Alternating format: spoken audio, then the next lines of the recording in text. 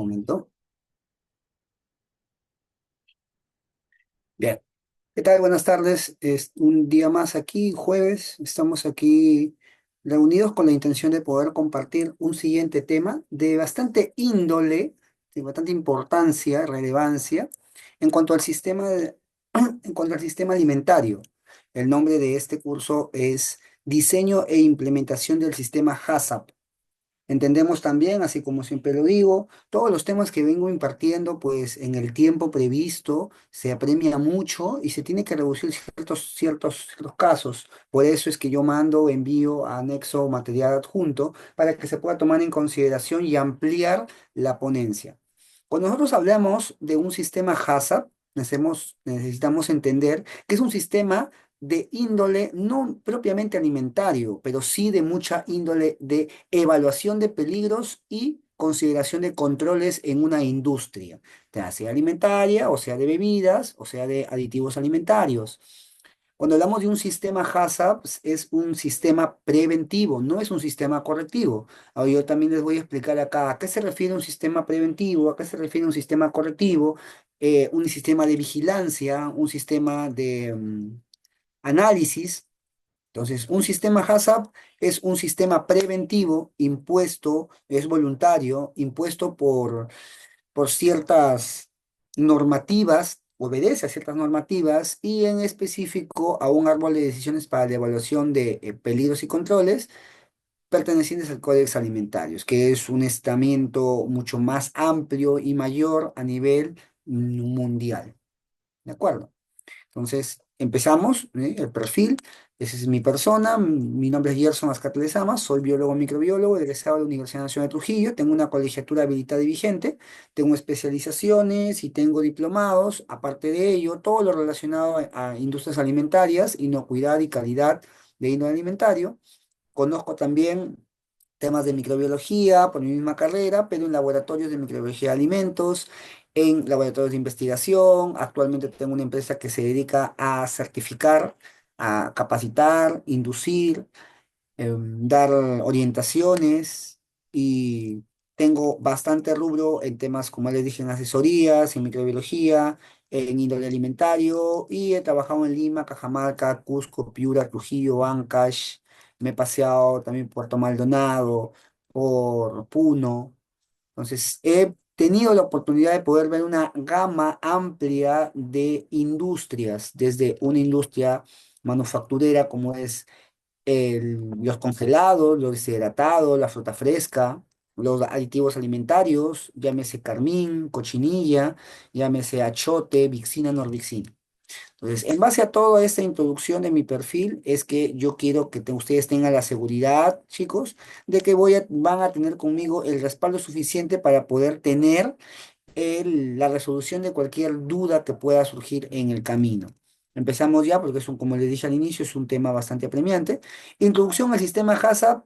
Primero vamos a hablar por partes, qué es un sistema HACCP, a qué se dedica, cuál es el objetivo, parte de la historia, y luego vamos a ahondarnos en una implementación.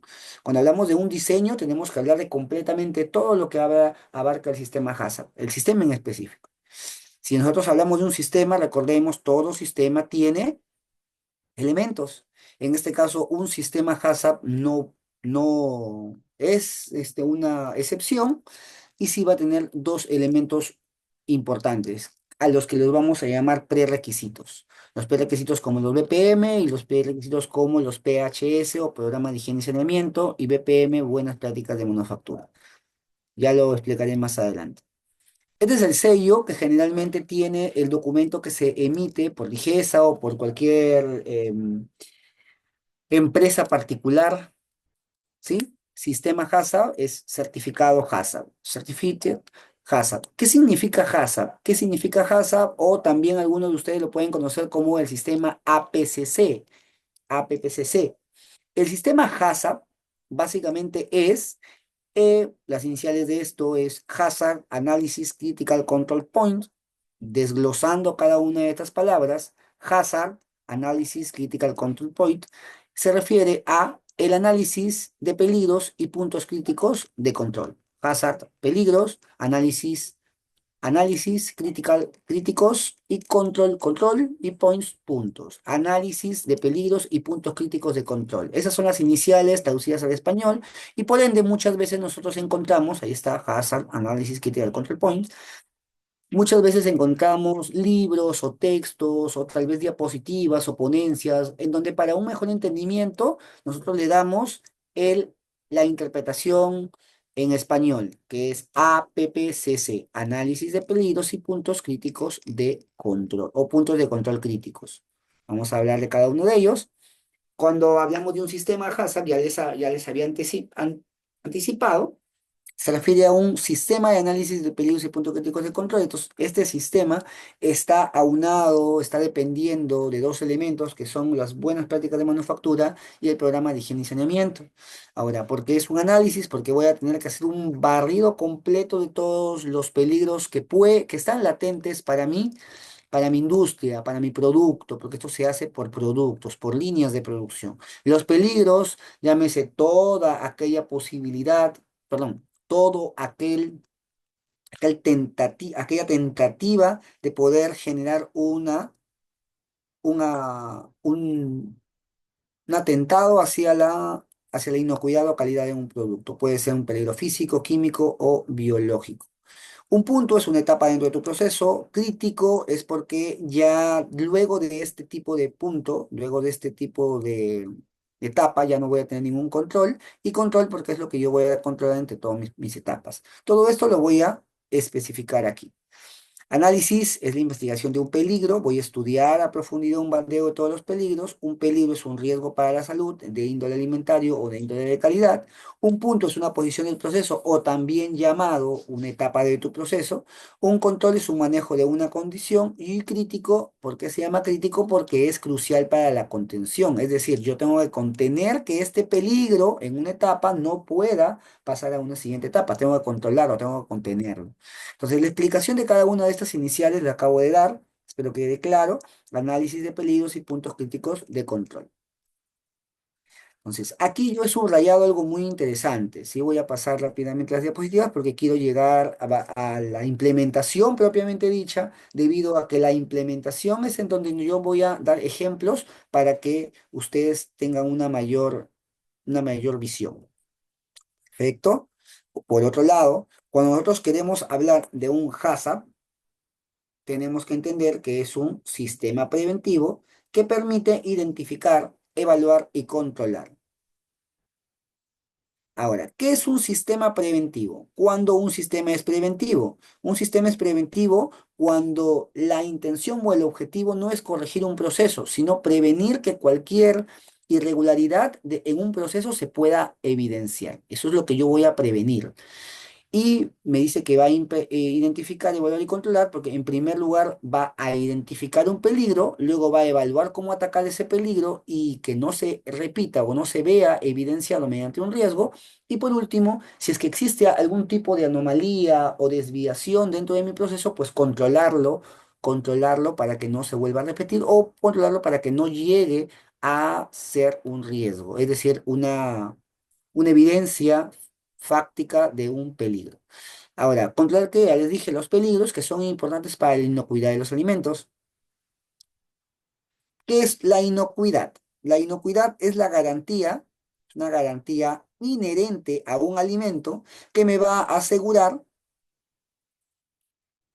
que este alimento, al ser consumido por el cliente final, no le va a generar ningún daño al consumidor. Entonces ya estoy digregando, separando, desmembrando cada una de las palabras para su mejor entendimiento. El HACCP, recordemos que tenemos que tener, para establecer algo, tenemos que tener un respaldo. En este caso, el HACCP está respaldado por el Códex Alimentario. El Códex Alimentario es un estamento mucho más grande a nivel internacional que rige distintas índoles alimentarias. El sistema HACCP tiene fundamentos científicos y carácter sistemático. Si me dice que es científico es porque yo utilizo el método científico. Observación, evaluación y presentación de hipótesis, evaluación, luego conclusiones y por último, nuevamente el planteamiento de buenas preguntas o buen problema. Carácter sistemático porque tiene elementos que van a unarse para lograr el objetivo que es la implementación del plan HACCP. Permite identificar peligros específicos y medidas para su control con el fin de garantizar la inocuidad de alimentos. ¿Identifica peligros? Claro que sí, mediante un árbol de decisiones, justamente respaldado por el Codex Alimentarius, pero ese Codex Alimentarius tiene una última actualización en el año 2020. Por eso se crea el árbol de decisiones para poder corregir, evaluar los peligros y llevarlos a un punto crítico de control.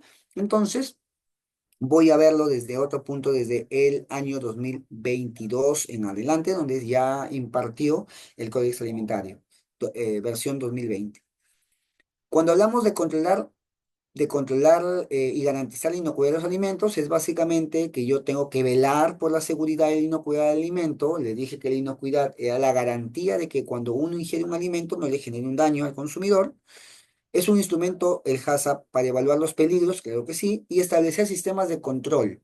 Ahora, estos sistemas de control, miren aquí bien, me dice, según el Codex Alimentarius, que se van a centrar en la prevención, más no en el ensayo del producto final. El ensayo del producto final es básicamente el análisis que puedo yo hacer a mi producto final con la intención de que podamos llegar a un consenso, a una seguridad, a la seguridad de que no va a generarle daño al consumidor. Entonces, para yo evitar tanto gasto de todas mis muestras, de todos mis lotes, de todas mis bolsas, de todas mis toneladas de producto, evaluarlas, entonces yo prevengo mediante un sistema HACCP.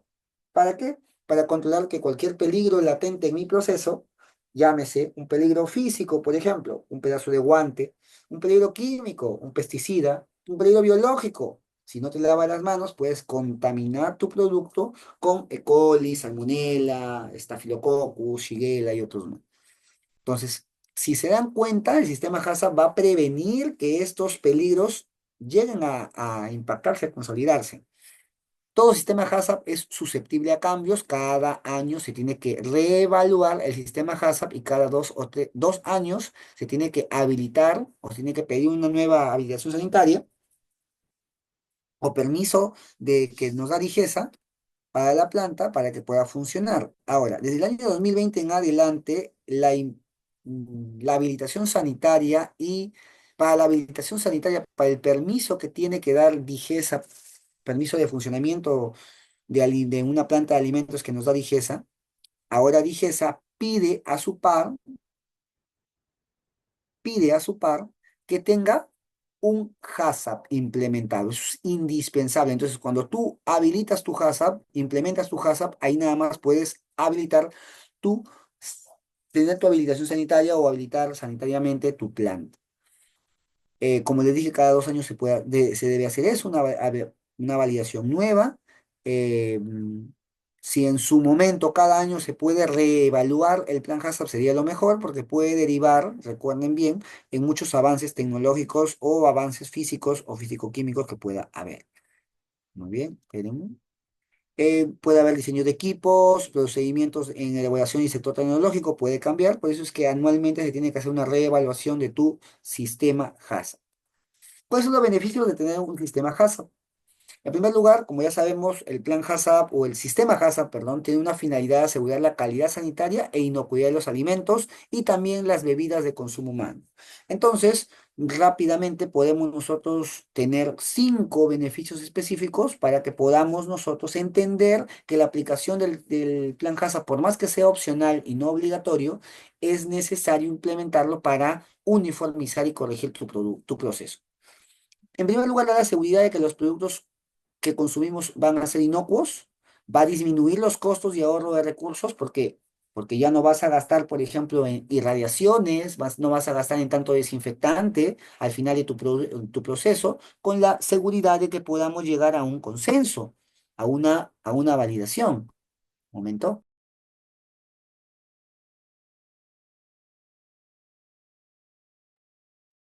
A ver, reducción de reclamos, devoluciones, reprocesos y rechazos. Eso es importante. ¿Por qué? Porque si yo controlo mi producto, ya no voy a tener, si mi producto, mi proceso, ya no voy a tener un reclamo tal vez por presencia de material extraño, ya no voy a tener un reclamo, por ejemplo, por presencia de E. coli, de salmonela.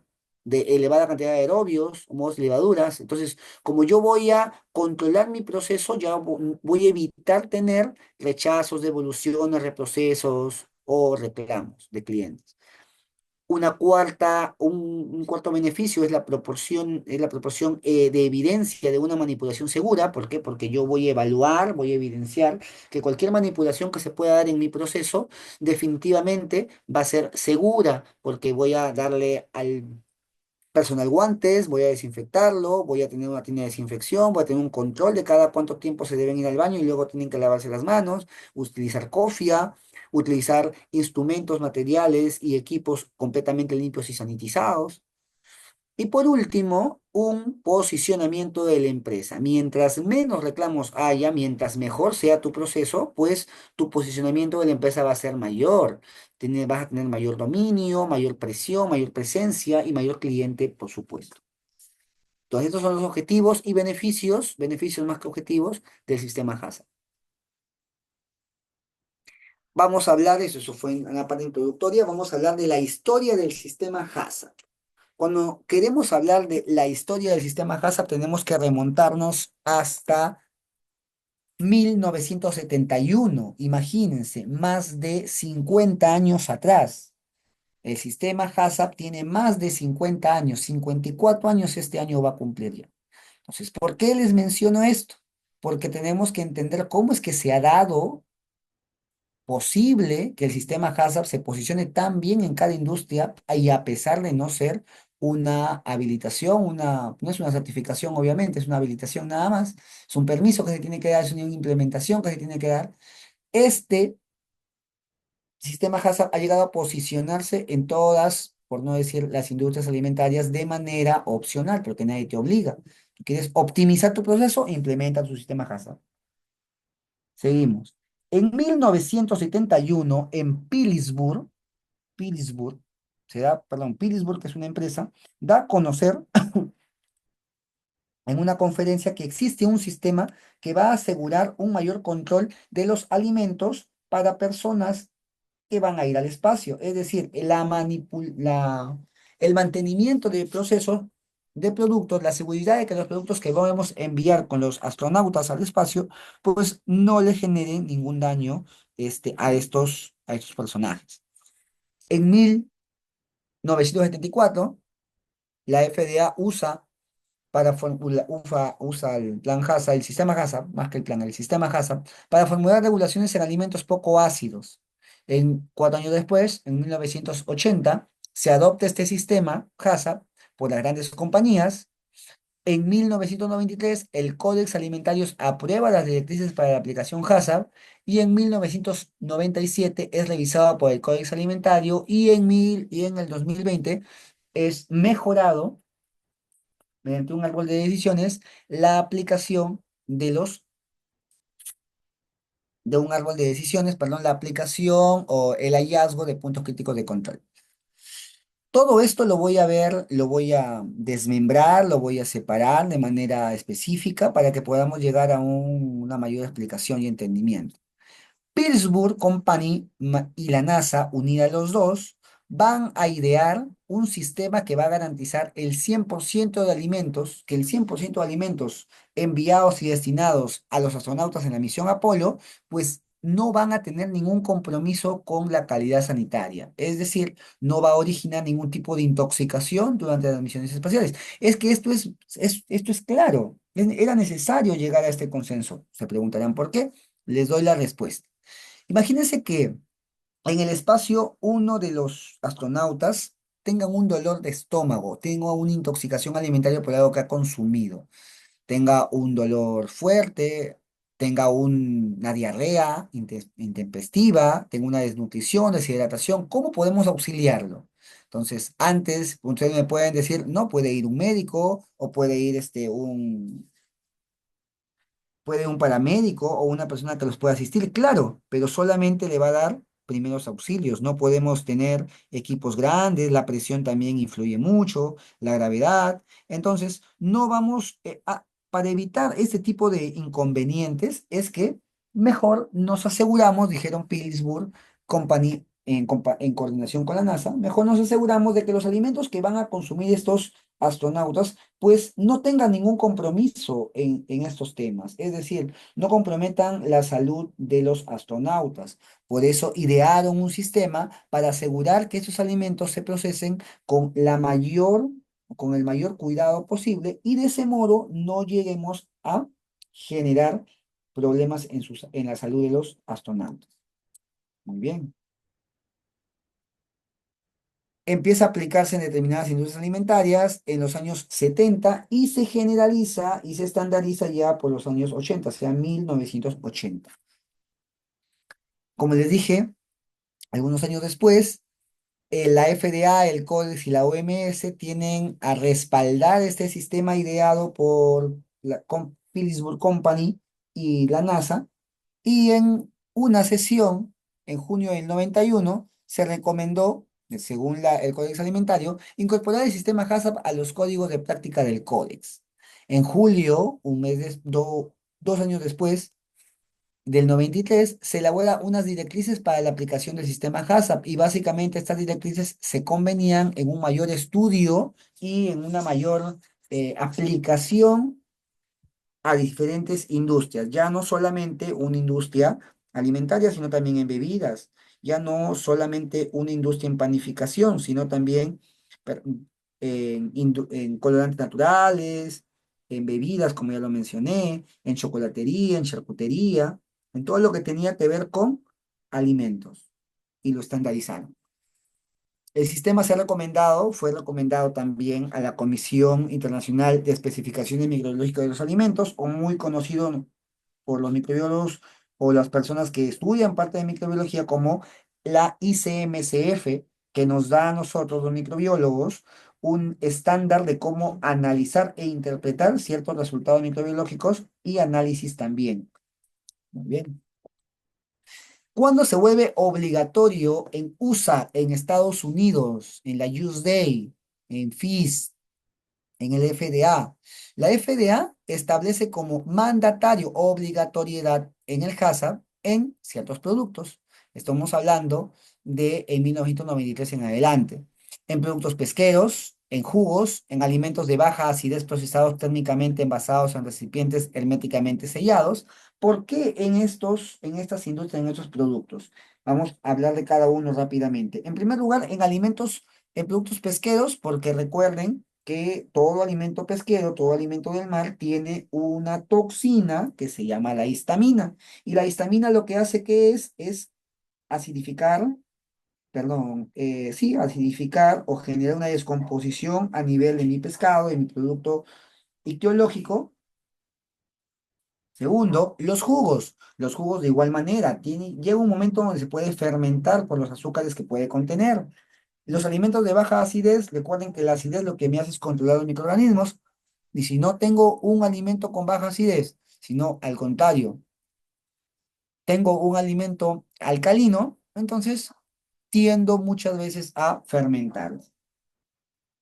La FIS, Food Safety and Inspection Service, o el Servicio de Inspección y Seguridad Alimentaria, establece como mandatario obligatorio el HACCP para las plantas de carnes y de aves. ¿Por qué? Porque en plantas y aves puedo tener a Clostridium botulinum, puedo tener a Campylobacter jejuni, puedo tener a Salmonella typhi, puedo tener a Shigella como patógenos. Y estos patógenos me van a traer consigo enfermedad de transmisión alimentaria, o las famosas ETAs. Todo esto desde el año de 1993 hasta en 1995. Aquí, actualmente, en Perú, se obliga no a implementar un plan HACCP, se obliga para la habilitación sanitaria. Aprueban el Reglamento de Vigilancia y Control Sanitario, segundo Decreto Supremo. Este Reglamento de Vigilancia y Control Sanitario en Alimentos y Bebidas se decreta en el año 1998. Y en el año 2006 se aprueba la norma sanitaria para la aplicación del sistema HACCP en la fabricación de alimentos y bebidas. Estos dos yo les voy a pasar. ¿sí? Eso va a ser un anexo para que ustedes puedan revisar todo lo que voy a hablar a partir de la diapositiva número 20 y 26, creo, en adelante, el diseño básicamente de mi plan HACCP, porque todo sistema HACCP tiene que tener un plan. De mi plan HACCP, toda la aplicación, el sustento y cualquier otro tipo de duda va a estar en los documentos anexos que yo les voy a alcanzar. Entonces, ¿cuándo se aplica o cuándo inicia el reglamento de vigilancia? Es decir, la ley que me dice que debo vigilar y controlar sanitariamente los alimentos y bebidas en el 98. Ahora, ¿cómo voy a evaluar, sí, a vigilar, a evaluar y a controlar sanitariamente mis alimentos y bebidas? Mediante una norma, mediante la aplicación de mi sistema HACCP. Eso fue 8 años después, en el año 2006. Según esta normativa sanitaria de aplicación del sistema de HACCP, les voy a pasar, voy a tener ciertas definiciones básicas que yo tengo que aclarar para básicamente conocer, ¿sí? Conocer y no desorientarnos y al contrario, tener una guía de todo y de interpretación de toda mi normativa. En primer lugar, ¿qué es un análisis de peligros? ¿Qué es un punto crítico de control y qué es un límite crítico? Para un análisis de peligro voy a tener que utilizar yo mi cuadro de doble entrada de probabilidad-severidad. ¿Por qué? ¿Qué tan probable es que este peligro pueda ocurrir y qué tan severo es? Si ocurre, ¿qué tan severo es el daño que puede producir? Entonces, ¿qué es un análisis de peligro? Mediante este cuadrito que ven abajo en verde, amarillo y rojo voy a recopilar y evaluar la información de los peligros y las condiciones que lo van a originar. ¿Qué condiciones van a originar este peligro? Tal vez un mal lavado de manos, un mal control en la materia prima, un mal control en los guantes, en materiales extraños. ¿Y qué tan severo va a ser este peligro cuando se ve evidenciado? Entonces, en base a eso voy a tener que decidir cuáles van a ser importantes para la inocuidad de los alimentos. En base a esto, yo también voy a decidir qué tipo de peligro es el que es más frecuente y más latente en mi proceso. En el caso del punto crítico de control, ¿a qué se refiere? Como les dije, un punto crítico, un punto de control, mejor dicho, es una fase de la cadena alimentaria. Ahora, ¿cuándo se convierte en un punto crítico de control?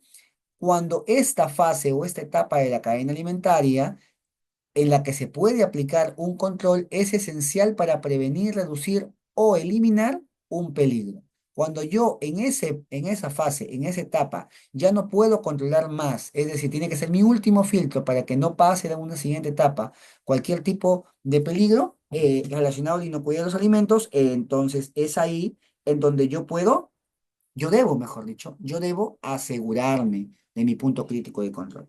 Perfecto.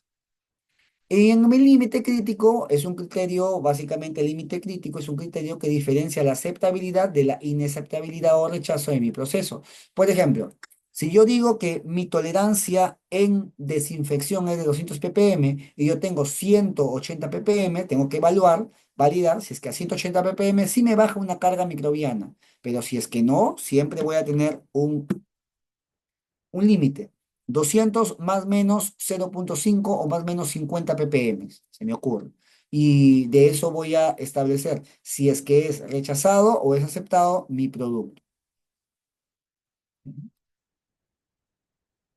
Aquí ciertas noticias para que se pueda entender el por qué nosotros aplicamos el sistema HACCP. En el 2020 se hallaron agroquímicos por encima del límite en muestras de frutas y verduras en Lima y hasta ahora se sigue dando, se sigue estudiando, sigue presentando este tipo de excedente de agroquímicos en plantas, en frutas y verduras, al menos acá en Lima. En el 2020 también, tres amigos mueren intoxicados por ingesta de alcohol metílico por el Día del Padre. Ellos que tienen la costumbre de tomar mucho, tienen que tener cuidado a dónde compran las bebidas alcohólicas, porque nosotros sabemos que el alcohol que nosotros ingerimos en cualquier bebida alcohólica es un alcohol de tipo etílico, pero muchas veces el alcohol etílico, las bebidas alcohólicas son adulteradas. La adulteración es básicamente el cambio de cualquier insumo con un objetivo netamente económico. El alcohol metílico es un tipo de alcohol que genera a la larga daños a la retina. Entonces, muchos de ellos también generan antes de eso una intoxicación. Este tipo de intoxicación es una intoxicación que nos puede llevar hasta la muerte. Entonces, Tenemos que tener cuidado donde compramos las bebidas alcohólicas que vamos a ingerir. Mediáticos incumplimientos en seguridad y calidad y legalidad de productos. Ahí veo, por ejemplo, Pura Vida, no es una leche, es una solución láctea. San Fernando no es una jamonada, si es una superficie, no, perdón, es un alimento en base a jamón, a pollo, pero no es una jamonada, es una jamoneta, si eso no me lo dice.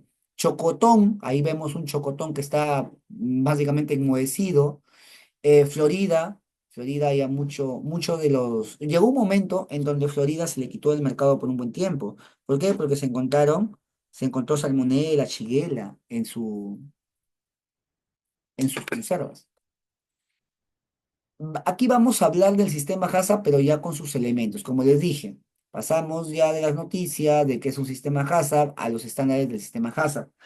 Al inicio yo les dije que cuando hablábamos nosotros, o cuando hablemos nosotros del sistema HACCP, ¿qué teníamos que tener en consideración? Que un sistema tiene elementos. Estos elementos, estos elementos,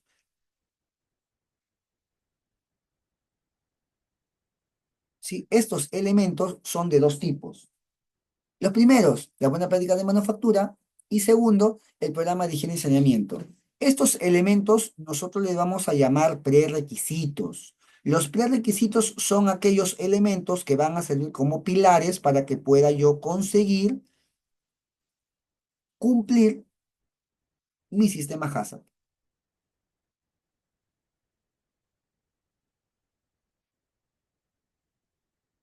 Ahora sí, en base a estos dos estándares del sistema HACCP, es decir, tanto las BPM como el PHS, yo voy a trabajar para lograr tener un buen cumplimiento de mi sistema HACCP. Ahora, si bien es cierto, no vamos a completar al 100% todo, toda la ponencia. ¿En qué sentido? Porque nosotros teníamos que hablar de las BPM y luego de los PHS, todo este cumplimiento, en qué consiste, qué abarca y qué no abarca, va a estar dentro de las normativas que yo les voy a alcanzar, ¿sí? Los BPM, a grosso modo, es básicamente costumbres, prácticas, como su mismo nombre lo dice, correctas, que tienen mucha relevancia o relación con la manufactura, es decir, con el operario. Y las buenas prácticas de higiene y saneamiento, o el programa de higiene y saneamiento, es un cronograma de actividades que tiene que darse para la limpieza y la desinfección en plantas, tanto de superficies como de materia viva, manos, personal, superficies inertes, superficies vivas, y saneamiento, que me va a hablar de control de plagas, control de agua, de residuos sólidos, sí, control de plagas, control de agua, residuos sólidos y limpieza y desinfección. Pasamos a lo que nos compete, por el que el tiempo apremia, sí, ya son 6:37, vamos a dar unos minutos más. El sistema HACCP está evidenciado, es decir, se tiene que implementar mediante un documento. Este documento que va a liderar el sistema HACCP se llama Plan HACCP. Un plan HACCP es básicamente un documento enriquecido de la evaluación de tus peligros, la aplicación de tus controles, la vigilancia de tus controles y todo esto liderado por un equipo HACCP. Entonces, existen pasos y principios del sistema HACCP. Pasos y principios que van a ser detallados en mi plan HACCP. ¿Cuáles son los pasos y cuáles son los principios? Según mi normativa sanitaria de aplicación del sistema HACCP en fabricación de alimentos y bebidas, número 449/2006, aprobada el 16 de mayo del año 2006, yo tengo 12 pasos y 7 principios. ¿Cómo es que yo, para que entiendan, la mnemotecnia que les puedo enseñar, cómo es que yo puedo recordar cuántos pasos hay y cuántos principios hay? Recordemos, ¿cuántos pasos hay? 5 pasos introductorios y luego 7 principios. Primero va la PA de pasos, pasos son 12 y principios son 7. Los 5 primeros pasos son pasos introductorios, como les digo. ¿Por qué? Porque no me van a hablar directamente de mi aplicación, del uso, básicamente, la aplicación o la involucración en mi sistema, sino básicamente son pasos previos, introductorios, que me van a ayudar a estandarizar, a formar lo que yo voy a revisar a continuación. El paso número uno es la formación del equipo HACCP. Aquí lo tengo. Todos los pasos, recuerden, todos los pasos están respaldados en mi norma sanitaria. Todos los pasos están respaldados en mi norma sanitaria. Por ejemplo, recuerden, el sistema HACCP tiene un reflejo en sus prerequisitos, es decir, hay requisitos previos.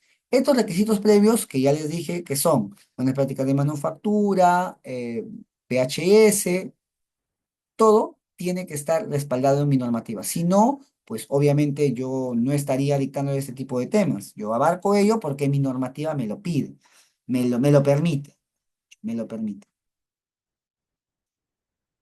Bien.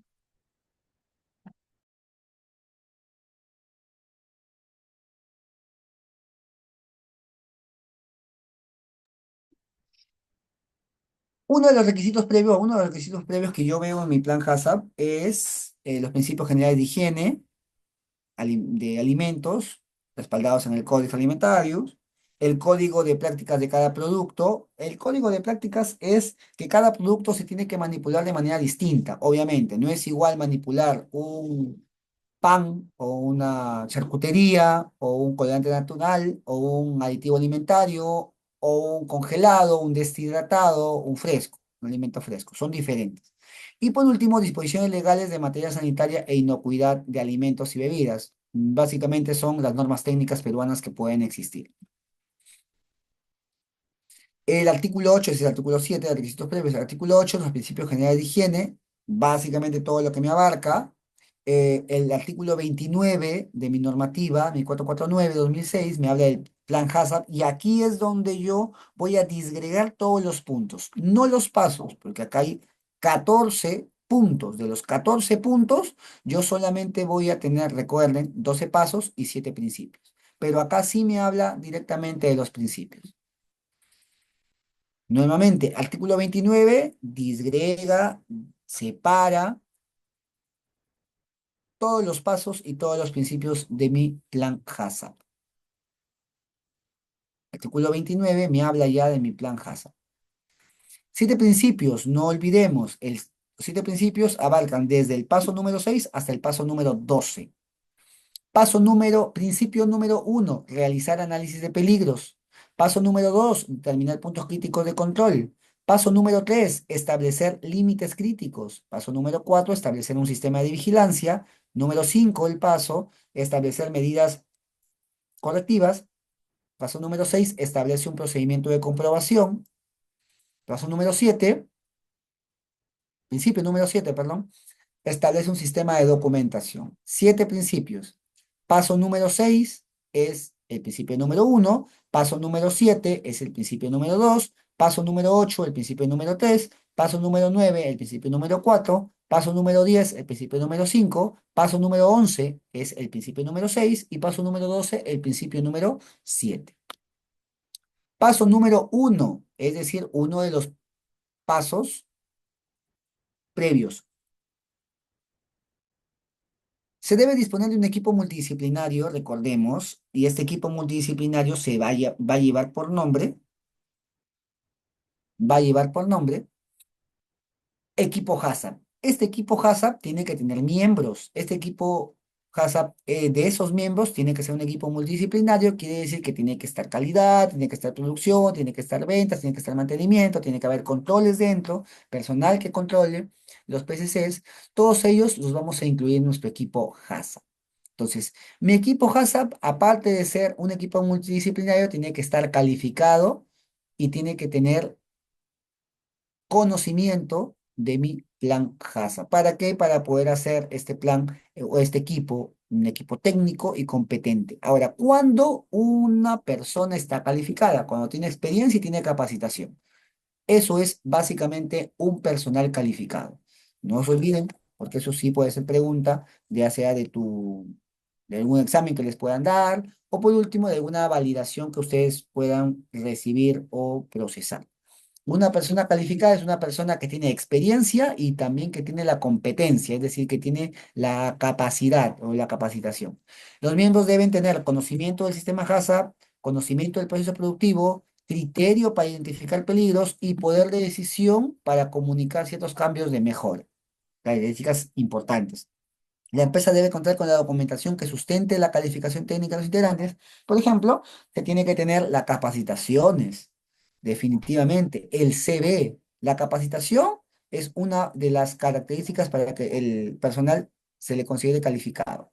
Y el CV documentado, es decir, con su certificado, con su experiencia, es básicamente para saber lo que les acabo de decir, ¿no? La experiencia necesaria que puede tener en este dominio de actividades. Paso número 2, descripción del producto. Aquí lo que yo voy a hablar, aquí en lo que yo voy a hablar y voy a representar es, recuerden, mi artículo número 18.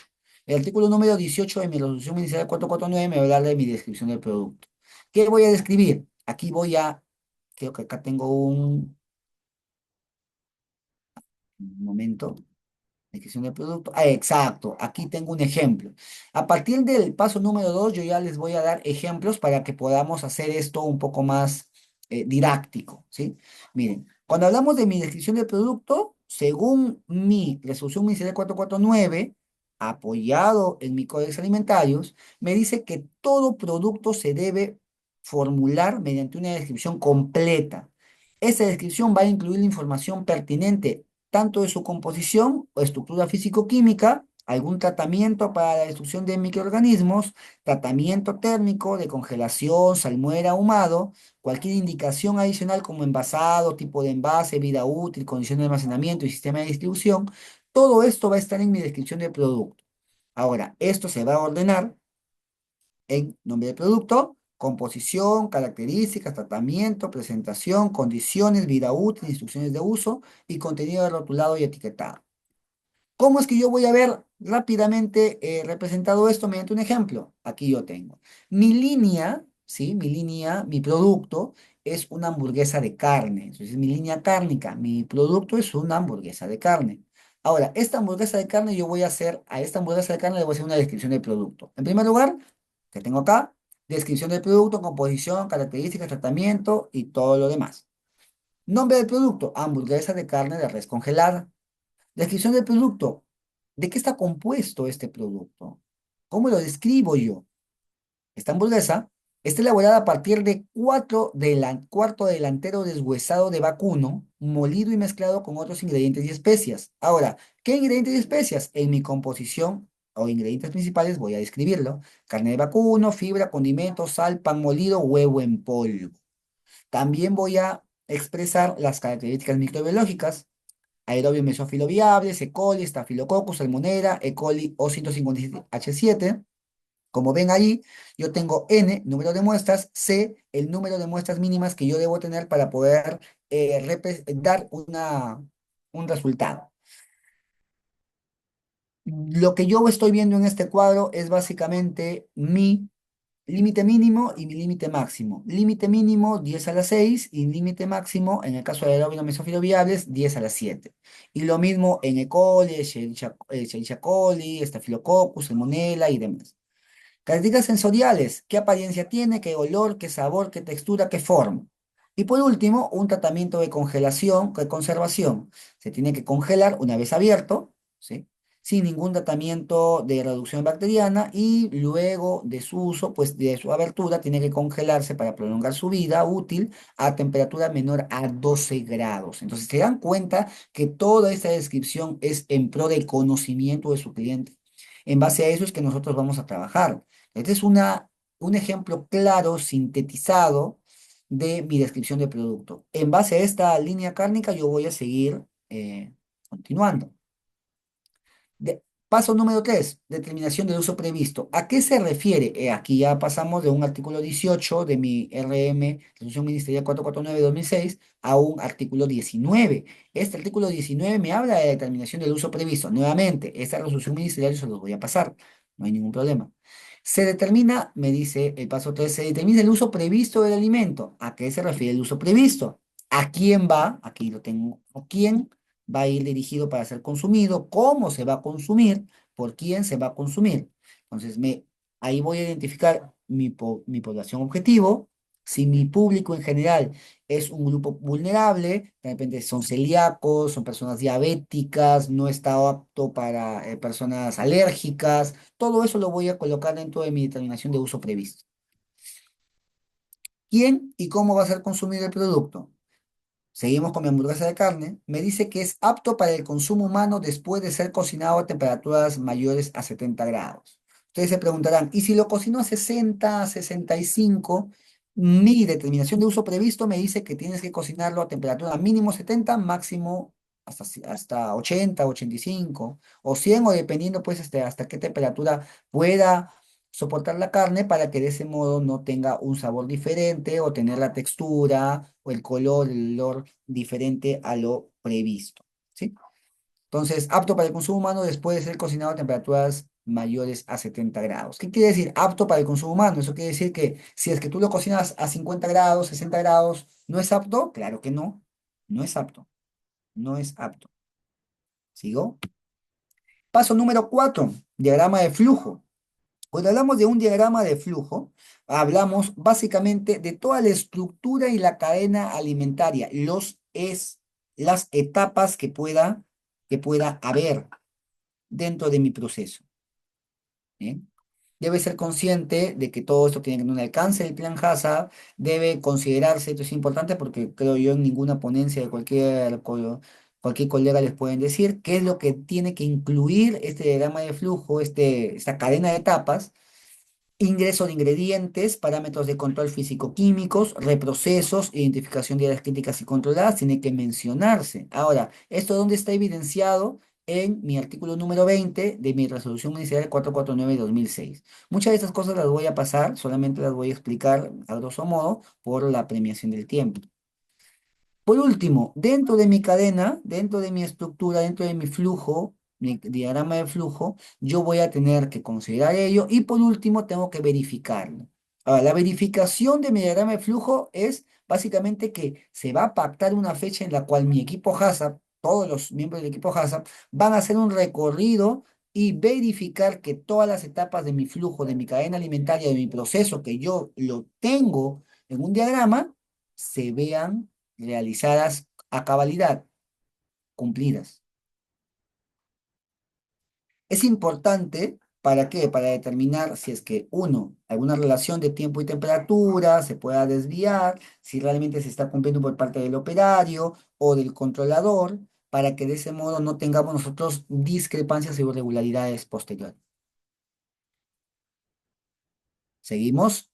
En la verificación in situ, ¿cómo yo voy a verificarlo? Esto es, por ejemplo, pedido, es exigencia de mi auditor. Un auditor o un verificador, una auditoría interna o externa, o DIGESA cuando venga a inspeccionar, te va a decir, ¿cómo es que has verificado in situ tu diagrama de flujo? Y tú vas a sacar tu acta de verificación de diagrama de flujo, que es un acta común. En este caso se ha considerado un acta de reunión HACCP, pero eso puede ser un acta común, un acta de reunión, en donde se está presentando en primer lugar la fecha, el tema, tiene que tener cuatro puntos importantes: la fecha, el tema, los integrantes y las actividades y acuerdos realizados y tomados. Entonces, es importante tener estos cuatro hasta cinco puntos indispensables.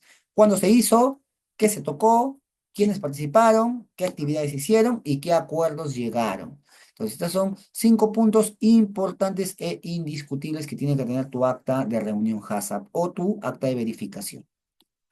Paso número 6. En el paso número 6 ya empezamos con los principios. En el paso número 6 yo ya dejo atrás los pasos previos e inicio con mi análisis de peligro, que viene a considerarse como mi principio número 1. Es el proceso de recopilación y evaluación de información de todos los peligros habidos y por haber que atenten o estén latentes hacia mi proceso. Van a originar, van a originar ciertas condiciones, irregularidades que pueden decidir si es que son importantes o son tomados en cuenta para la inocuidad o comprometen la inocuidad de alimentos y de ese modo pues van a ser planteados para el sistema HACCP. ¿Cómo se identifica o cómo se analiza el peligro? Se analiza mediante una identificación de peligros por cada etapa del proceso, pues, peligros físicos, químicos y biológicos. Se califica por una probabilidad, qué tan probable es que ese peligro pueda llegar a mi producto. Se califica mediante severidad, qué tanta complicación o tanto desenlace puede tener este peligro. Se determina el nivel de riesgo mediante probabilidad severidad. El nivel de riesgo puede ser riesgo bajo, alto, medio, dependiendo. ¿Dependiendo de qué? Dependiendo de mi producto. Probabilidad baja, severidad baja, color verde, riesgo bajo. Probabilidad alta, riesgo bajo, severidad baja, riesgo medio. Probabilidad alta, severidad media o severidad alta, riesgo alto. Luego de toda esta calificación de probabilidad, severidad, nivel de riesgo, se tiene que definir si el peligro es significativo o no significativo. ¿Cuándo es significativo? Cuando hay un compromiso latente, perenne y está en zona roja. ¿Cuándo es no significativo? Tal vez cuando sea el riesgo bajo hasta medio, dependiendo obviamente del proceso. Y por último, se tiene que describir medidas preventivas. Paso número 7. Se tiene que determinar un PCC. ¿Qué es un PCC nuevamente? Es una etapa del proceso, un punto crítico de control. Es una etapa del proceso de fabricación que es esencial para controlar, prevenir y reducir a un nivel aceptable cualquier tipo de peligro físico, químico, biológico, pero estos se van a relacionar con la inocuidad del alimento. Aquí nuevamente vengo con mi línea cárnica. ¿Cómo yo he determinado mi PCC en esta línea cárnica? En esta línea cárnica tengo mi hamburguesa de carne, mi PCC es mi detección de metales. Ahora, ¿por qué lo puse como PCC? Porque a nivel de cualquier etapa previa, pues puedo acumular metales o materiales extraños, por ejemplo, restos de cuchilla de metal, o cuchillos manuales, cuchillos, y tengo que evaluar si este PCC en realidad sí cumple como PCC. Al menos hasta ahora es un peligro. Ahora, este peligro, ¿por qué cumple como PCC? Tengo que utilizar mi árbol de decisiones. En este caso se actualizó en el 2020. Mi árbol de decisiones 2020 del Códex Alimentario. Pregunta número uno, pregunta número dos, pregunta número tres y cuatro. Este árbol de decisiones también está dentro de mi que está dentro de mi plan Hazard. La pregunta número uno básicamente será si se cumple o si está latente en todos mis procesos.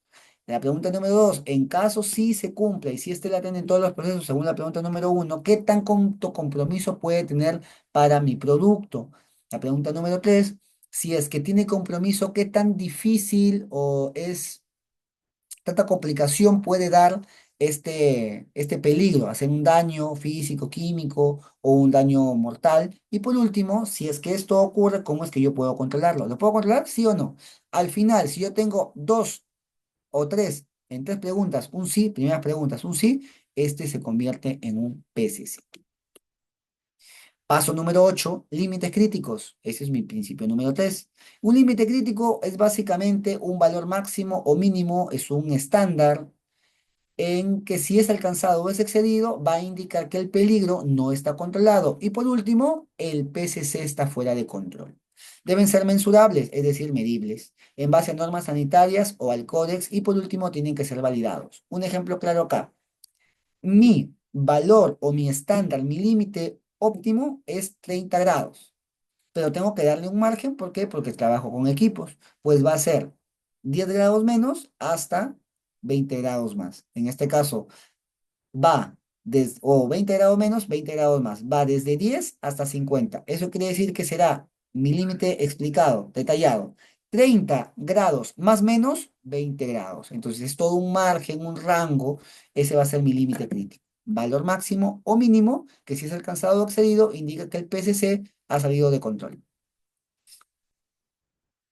Aquí voy a dar mi límite crítico en base a mi hamburguesa de carne, mi línea cárnica. Mi PCC lo tengo establecido, que es mi detector de metales, el peligro, ¿cuál será? Presencia de metales extraños, restos de cuchilla de metal, y mi límite crítico, ¿cuál será? Según mi aprobación de test, yo sugiero que utilicen una referencia, que es la referencia de Toledo.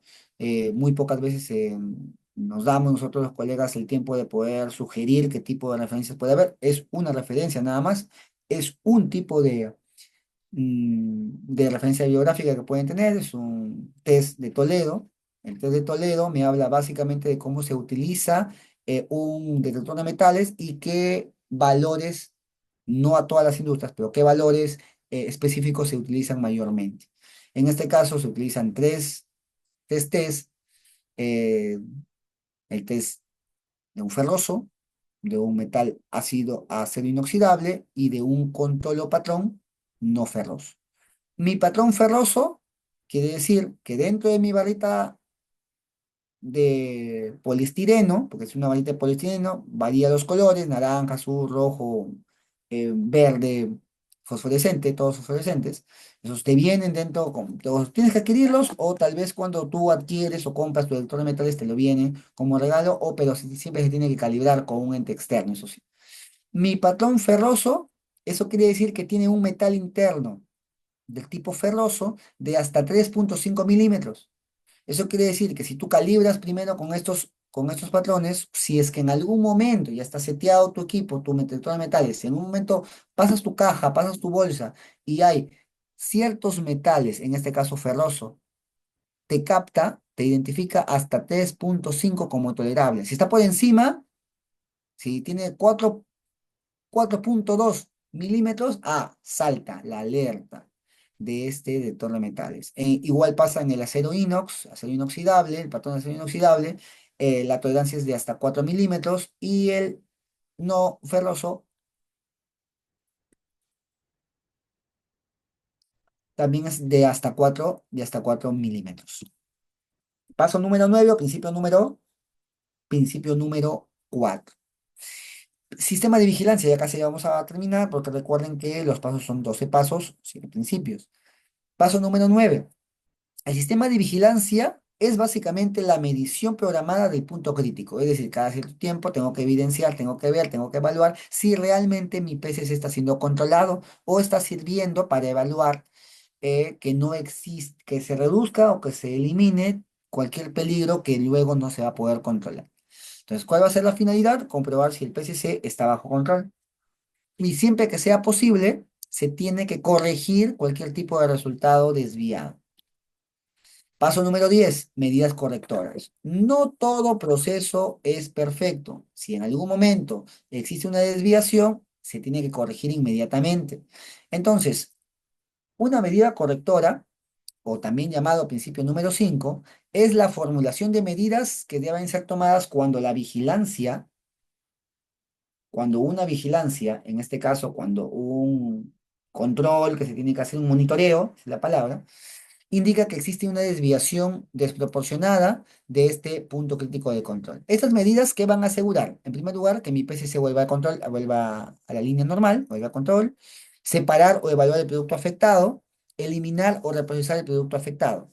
Entonces, una medida correctora no solamente es corrijo, se desvió mi PCC, corrijo y todo el producto que pasó en el tiempo estimado en donde estuvo desviado mi PCC, lo descarto, lo continúo tomando en cuenta. No, tengo que separarlo.